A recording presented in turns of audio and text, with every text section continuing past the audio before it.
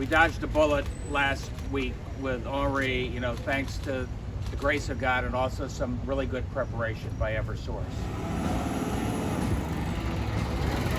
Last week I had an opportunity to have breakfast with crews from Ohio, from Mississippi. Those folks had left their families to come here to help our customers.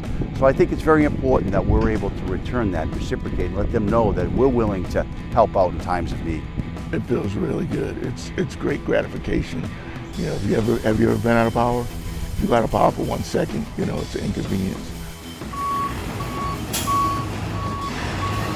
We do have to work together. That's what mutual aid is all about.